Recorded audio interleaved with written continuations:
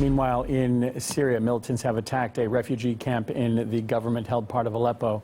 Please be aware that some of the video that we're about to show you contains some upsetting images. 6 civilians were killed in the shelling of a university campus being used to host refugees. Staff at a nearby hospital say that they are also treating 20 others. Several are children who have reportedly suffered facial injuries. The western half of Aleppo has been under constant rebel shelling over the past 3 weeks. The situation in Syria is likely to put more pressure on the incoming U.S. leader. America is leading coalition forces there. RT's Murad Gazdiev has been gauging reaction in Aleppo to developments in Washington.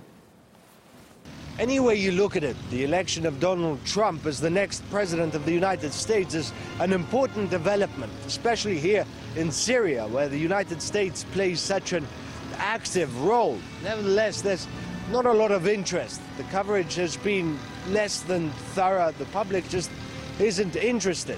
Still, with him having been elected as the next president, we drove around Aleppo this morning trying to, gauge public opinion, ask people what they thought about his victory. I'm not expecting any changes because the policy of the United States will remain the same. America has long been against us, and 1, 2, or 3 new presidents are not going to change anything.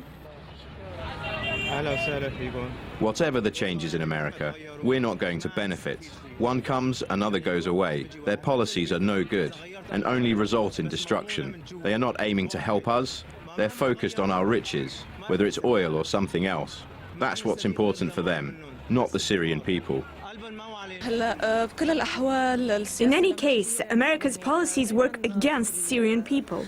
Whoever had been elected, I don't think it would have made a difference for us.